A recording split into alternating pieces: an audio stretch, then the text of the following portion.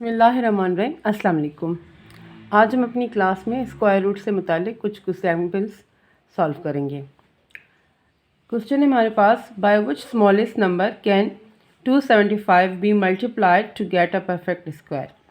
अब हमें पता है कि जो परफेक्ट स्क्वायर कौन से नंबर होते हैं, वो नंबर जिनका कोई एक ऐसा फैक्टर हो जो अपने उसी फैक्टर से अगर मल्टीप्लाई हो तो हमारे पास वो गिवन नंबर वापस आए। ठीक है, लेकिन उन्होंने कहा है कि क्वेश्चन से हमें पता चल रहा है कि ये परफेक्ट स्क्वायर नहीं है।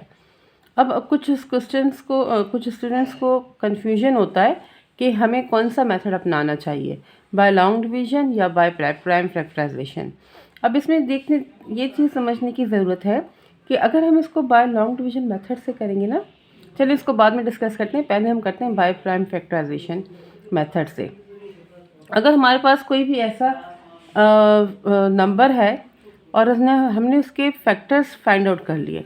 अब इसके सवाल से, ऐसा क्वेश्चन से ये हमें पता चल रहा है कि इसमें एक ऐसा नंबर होगा जो मल्टीप्लाई होगा तब जाके ये बनेगा परफेक्ट स्क्वायर। इट मीन्स ये अभी परफेक्ट स्क्वायर नहीं है।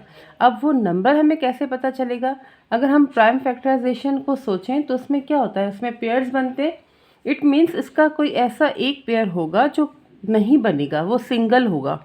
अब सिंगल जो होगा इट मीन्स हमें प्राइम फैक्टराइजेशन, क्योंकि फैक्टर्स जो हैं उसमें अलग अलग हमें मालूम हो जाते हैं, तो इसके लिए जो बेस्ट एंड सूटेबल मेथड है ना, वो प्राइम फैक्टराइजेशन मेथड है। कैसे?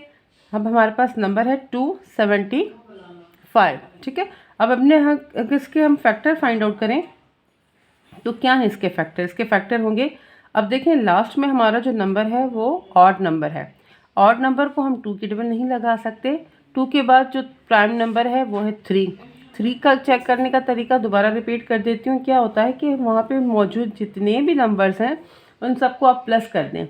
इट मीन्स 2 + 7 = 9 और 9 + 5 = 14। अब 14 पे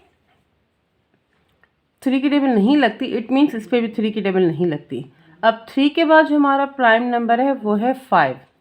ठीक है, अब हमें पता है कि जो भी हमारे पास जितना भी बड़ा नंबर हो, अगर उसका यूनिट नंबर 5 हो या 0 हो तो इस पर हम 5 की टेबल लगा सकते हैं। ठीक है, इट मीन्स इस पर हम 5 की टेबल लगाएंगे।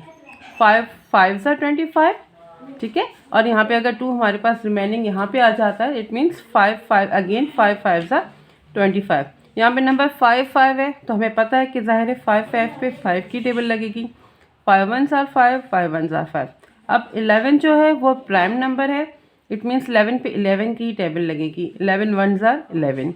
अब यहाँ पे देखें, जब हम फैक्टर्स निकालते हैं तो हमें पता क्या किस तरह करते हैं हम। 275 = 5 मल्टीप्लाइड बाई 5 मल्टीप्लाइड बाई 11।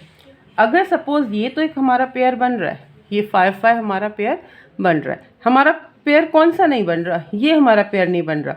अगर इसके साथ क्या होता, 11 के साथ क्या होता तो हमारा पेयर बन सकता था। ऑब्वियसली हमारे पास 11 होना चाहिए था। क्या होना चाहिए था? 11। इट मीन्स 11 वो नंबर है जिसको अगर हम इस नंबर के साथ मल्टीप्लाई करेंगे तो हमारा क्या बन जाएगा? ये नंबर परफेक्ट स्क्वायर बन जाएगा। और ये छोटे में छोटा नंबर है ये।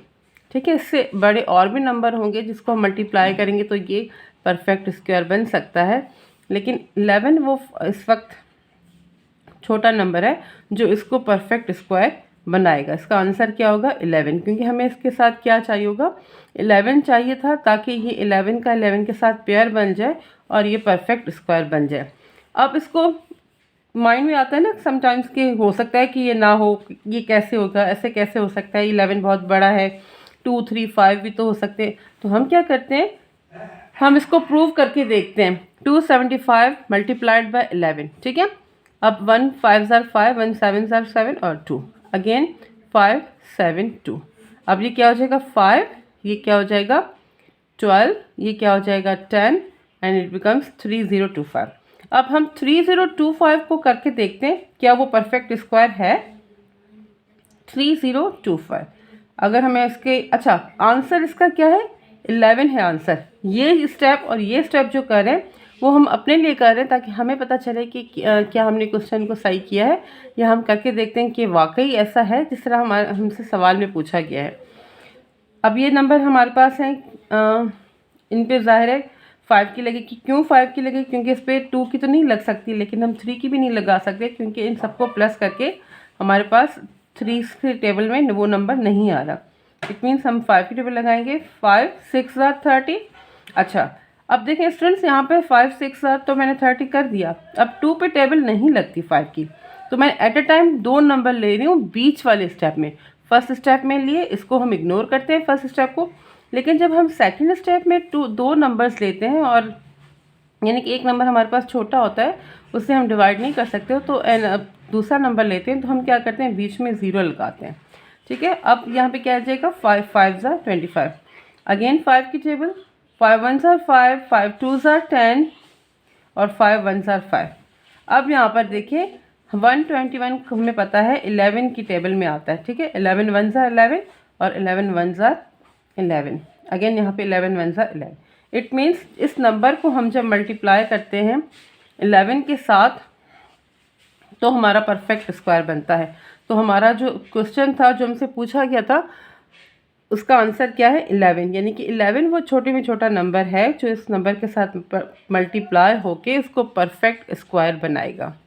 होपफुली स्टूडेंट्स आपको ये क्वेश्चन समझ में आया होगा। Thank you for watching.